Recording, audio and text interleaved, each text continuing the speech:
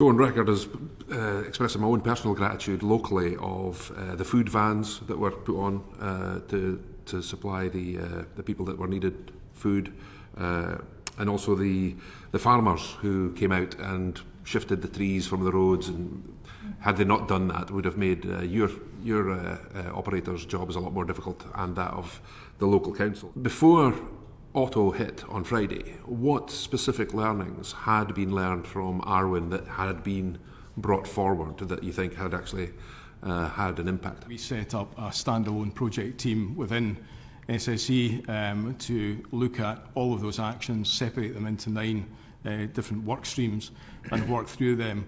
Those focused on how we deal with priority service registered customers, local resilience partnerships, and how we collaborate and work with those LRPs, but also local authorities, and actually communication as well. So making sure that we had regular updates to customers. The feedback, which we fully recognised at that time, was that our estimated restoration times were inaccurate.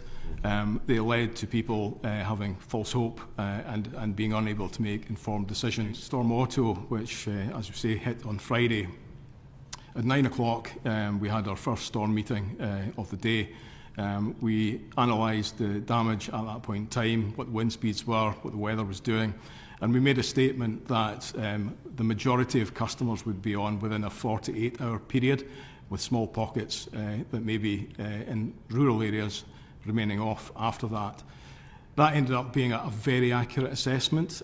What we did do is then made sure that we made people aware that we would follow up with a more informed, specific ETR after we managed to get out to site, assess the damage, assess the access, and that is what we did. Were there any lessons from Arwen that you haven't been able to implement yet? There are some activities that are continuing at the moment that will help for the future.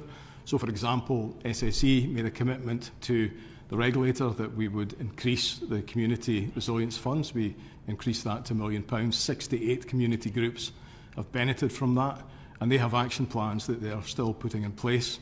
We also ring-fenced £1.8 million for local authorities, and £1 million of that went to Aberdeenshire Council, who have formed a comprehensive plan which will, over the course of this year, form the basis of a better collaborative approach for the future. Where we couldn't perform additional tree cutting, we have undergrounded short sections of overhead line, but also we have introduced mobile diesel generation hookup points, which basically, in layman's terms, means that we can facilitate the faster connection of large generation in communities where it will take us longer to restore due to impact on the network. So obviously there were still, in the Otto event, there were still trees causing damage to the power cables, and I think a lot of people were assuming that that wouldn't be a problem in the future, because where you'd identified trees that were at risk of damaging power lines, they would have been dealt with. So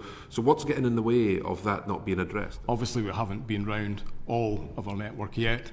I think anybody like yourself who lives and works and travels through Aberdeenshire will know that there are thousands of trees that are still either on the ground or have been badly damaged. And we're working through what could put our network at risk. We've actually flown large sections of that 33,000 volt network. We've carried out an aerial survey, recorded that, and those are the areas that we target to make sure that we reduce the risk to large customer numbers in the future. But ultimately we will still have some risk from trees across the wider network. The actual forecast of the storm, I was told I got a very helpful call from SSEN on Friday morning, I think, in the middle of the storm, and it was noted that there had been a last minute or an unexpected change in the forecast, and it was coming further south than had been previously expected. And I'm just wondering, when did SSEN become aware that there was that change in the forecast? So we had been monitoring the forecast from early in the week, so Monday, Tuesday.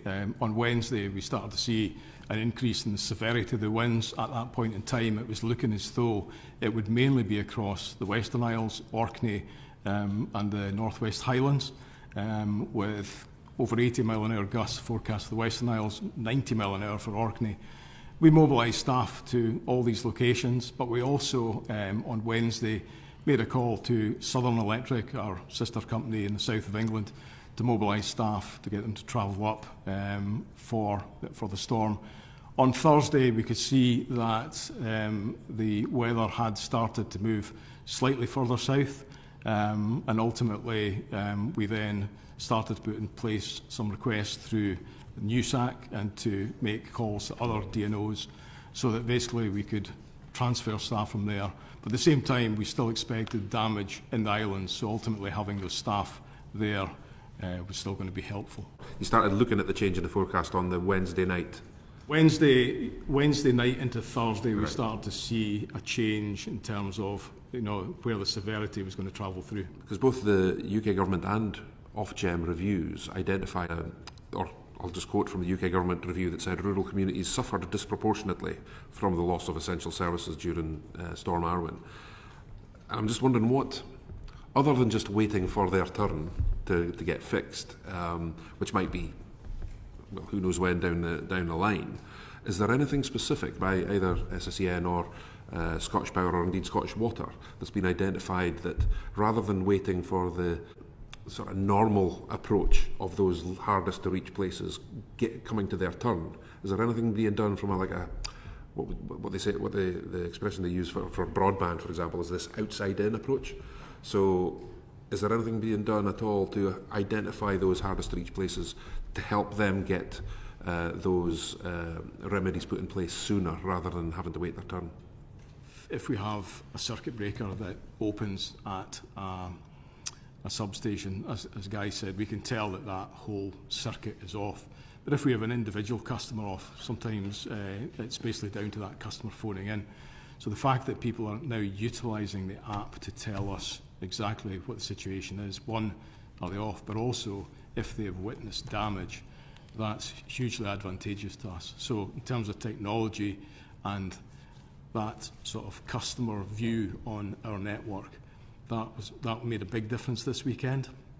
And it meant with the additional staff that we had in the customer contact centre, we could actually administer and deal with those in a way that we could group them to find out if there's any commonality and then target resources in a way that speeded things up. We do have an investment stream which we're allowed in our current business plan called worst served customers, but that's very focused on customers who are off up to 12 times over a 3-year period. So there's a very specific way of defining those customers. So we do have some money to spend on those customers to ensure that their service is improved, because obviously that's unacceptable. I like that idea of, I think you called it worst served customers. Yes. I was referring to hardest to reach. I think that's more of a broadband terminology. But the idea being that those that repeatedly lose power, even though they're right at the end of a transmission line somewhere, those would somehow appear on a priority list. Okay, we need to fix this, even though they're not quite there on the priority list yet. Does SSEN have a similar approach? Or? Yes, yeah. Okay. Every distribution network operator would have a similar approach where you categorise the customer based on the number of outages that they've had and then tailor your response to that need. Storm Arwen, there were so many more people into that 12-hour, 48-hour periods than there was for Otto. But has there been any improvements that you can talk about in terms of what was learned from Arwen that makes that compensation and reimbursement process easier and customers getting their money back quicker? If customers are off for 12 hours, they would then receive or be able to claim back up to £30 per day on food, and for priority service registered customers, after 24 hours they can ask to go to accommodation, and that would be paid at a reasonable rate. And again, for anybody who is going to be off for more than 36 hours, they can claim a reasonable expense for accommodation. So that's in terms of welfare. On compensation, in terms of this weekend, we've already started to process that. I think one thing to bear in mind is the volumes are greatly reduced, given the number of customers that will receive compensation from this weekend is far lower than Arwen.